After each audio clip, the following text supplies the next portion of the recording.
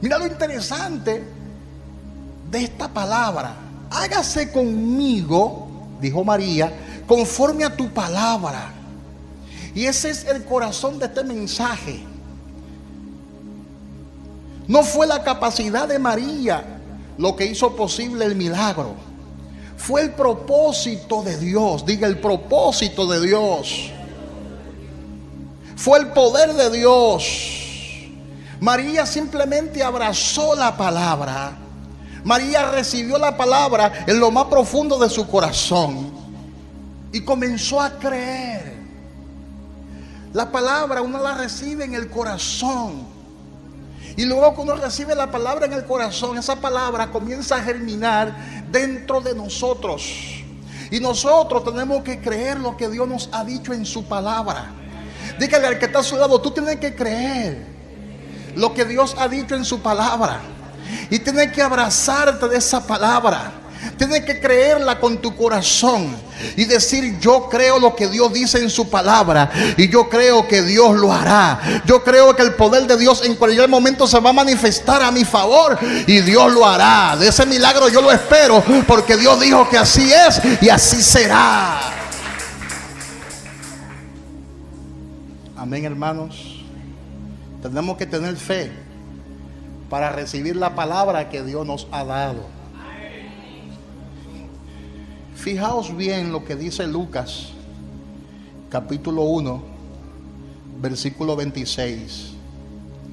Al sexto mes, el ángel Gabriel fue enviado por Dios a una ciudad de Galilea llamada Nazaret,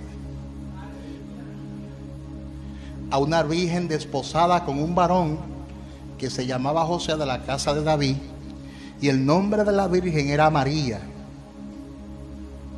Y entonces el ángel entró donde ella estaba y dijo: salve, muy favorecida, el Señor es contigo, bendito tú entre las mujeres. Nazaret era una ciudad bien pequeña, de unos cuantos de cientos de habitantes. No llegaba ni siquiera a 1000 habitantes. Era bien pequeña Nazaret. Y era una ciudad muy necesitada, una ciudad muy pobre. Allí vivía María. Y María era una mujer desconocida según el contexto histórico, contrario a Zacarías, que Zacarías era un sacerdote, era un hombre de familia. Le explicamos el domingo pasado que tanto Zacarías como Elizabeth venían de la descendencia de Aarón. Era gente prominente en la ciudad, de apellido, porque formaban parte también de la descendencia de David. Tenían ambos linajes. Tenían el linaje sacerdotal y el linaje real.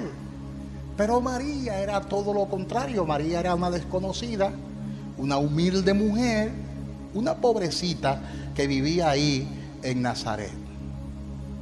Amén. Y aparte de eso, la palabra dice que ella era virgen.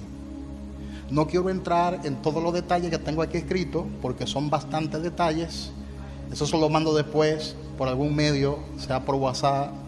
Pero si le comienzo a hablar de cada detalle, entonces de mensaje pasaríamos a hacer una enseñanza, una conferencia.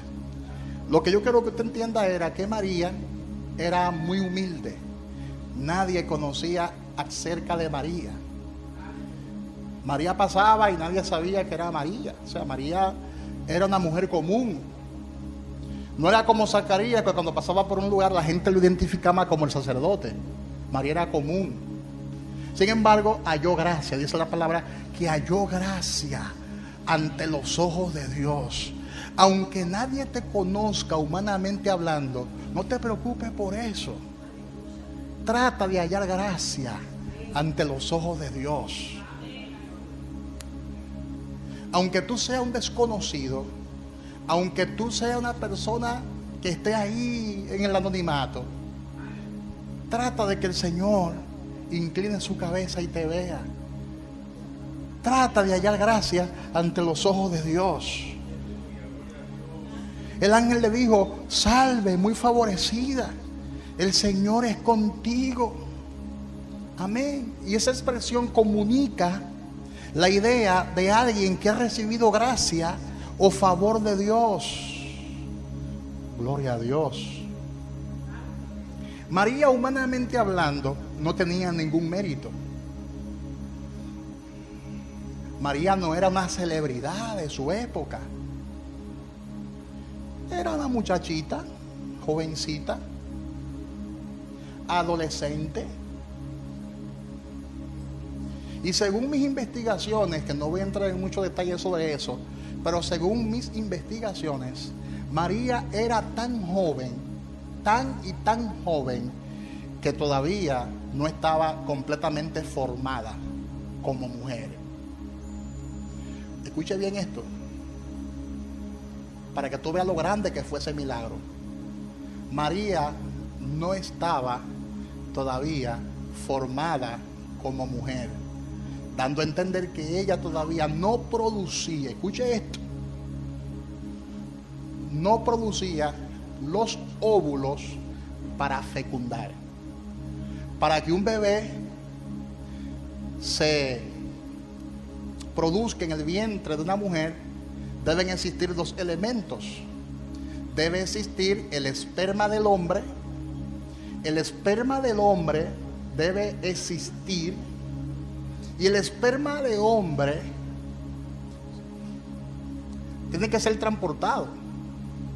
Dios le ha dado al hombre órganos reproductivos para transportar ese esperma. Y una vez ese esperma es transportado y llega a la trompa de Falopio, entonces para que se produzca el embarazo, esa mujer debe estar ovulando. Y ese esperma debe fecundar, debe unirse a ese óvulo. Y de esa forma se produce la concepción. La unión del esperma con el óvulo trae como resultado ¿la qué?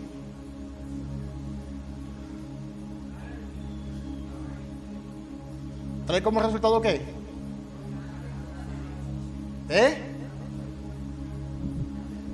La fecundación. Y el bebé dura 9 meses en el vientre y luego la mujer da a luz. María era una muchachita.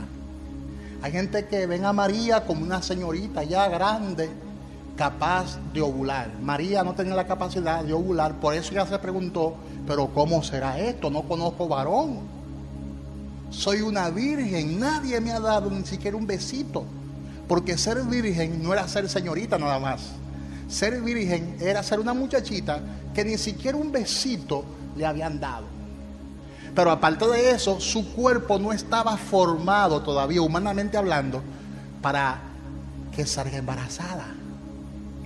Yo tengo todos estos reportes aquí apuntados, todo lo tengo aquí, pero no voy a entrar en detalle en eso, porque según los investigadores, María no tenía la edad para salir embarazada.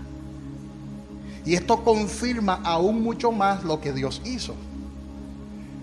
Esto confirma que ese embarazo fue producido por el Espíritu Santo de Dios. Dios lo puso todo ahí. Ahí José no puso nada. Nada. Dios lo puso todo. María simplemente puso el vientre. Pero María no puso nada.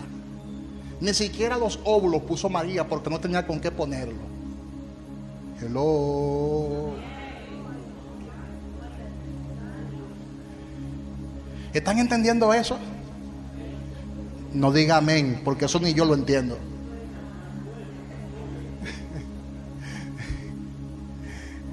Porque ese es el propósito. Aquí nadie entiende eso. Yo lo leí, lo analicé, busqué mis fuentes, lo leo, lo analizo y yo digo, wow. Aunque yo no lo entiendo, wow. Porque ahora ese milagro para mí es un milagro mucho más grande. Porque María no tenía la edad suficiente para salir embarazada. Y Dios lo hizo. Díganle al que está a su lado, tú tienes que entender que Dios lo hace. No razone nunca lo de Dios. Dios lo hará. Aunque tú no entiendas cómo lo hará, Dios lo hará. Amén. Tiene que tener fe para creer que la palabra de Dios se cumplirá.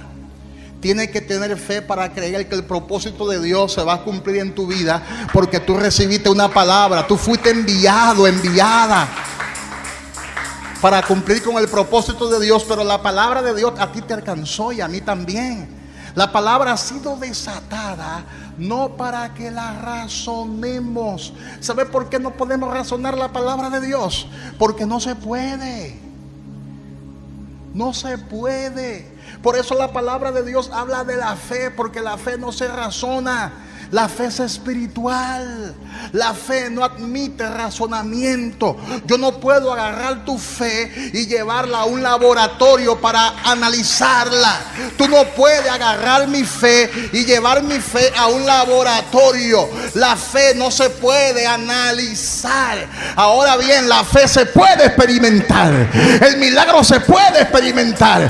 ¿Cómo va a suceder? Yo no sé. Yo lo que sé que va a pasar. Yo lo que sé que va a suceder. ¿Y por qué? Porque Dios lo dijo en su palabra. ¿Y por qué? Porque Dios me ha dado una palabra de fe y yo me abrazo de esa palabra de fe.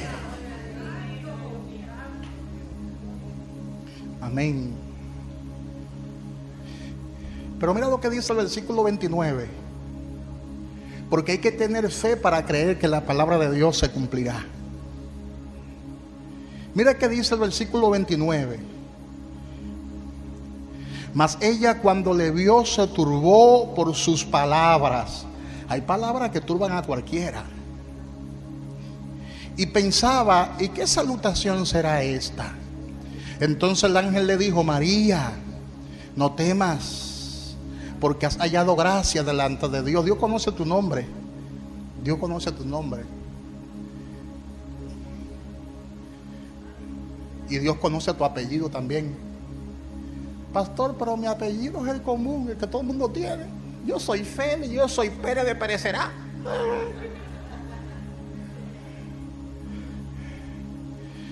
Es que a Dios no le interesa esas cosas banales. A Dios ni siquiera le interesa tu procedencia. A Dios lo que le interesa es el propósito. Él ya determinó hacer grandes cosas contigo. Él ya determinó bendecirte. Él ya determinó darte una gran oportunidad. Por eso la llamó y le dijo: María, tú has sido favorecida. Has hallado gracia delante de Dios. Y ahora va a concebir en tu vientre y dará a luz un hijo y llamará su nombre Jesús. Este será grande y será llamado Hijo del Altísimo. Y el Señor Dios te dará el trono de David su padre. Le dará el trono de David su padre. Y reinará sobre la casa de Jacob para siempre. Y su reino no tendrá fin. Oh, gloria a Dios. Él es el Hijo de Dios. Él es el Hijo del Altísimo. Pero más que esos títulos, Él es Dios. Dígale al que está a su lado: Él es Dios. Las dos naturalezas operaron en Él, siendo 100% hombre y 100% Dios. Los milagros que Él hizo, no lo hizo como Dios, lo hizo como un hombre llamado Jesús, confiando en la palabra de fe de su Padre. Pero Él es Dios, porque se levantó de entre los muertos. Se levantó de la tumba. La tierra no pudo retenerlo, porque Él no es de la tierra. El hombre de la tierra, polvo eres y al polvo volverá. Pero el Señor no vino de la tierra, el Señor vino del tercer cielo. Por eso la tierra tuvo que vomitarlo, la tierra tuvo que expulsarlo. Y Él no está muerto, Él está vivo. Dígalo conmigo: Él está vivo.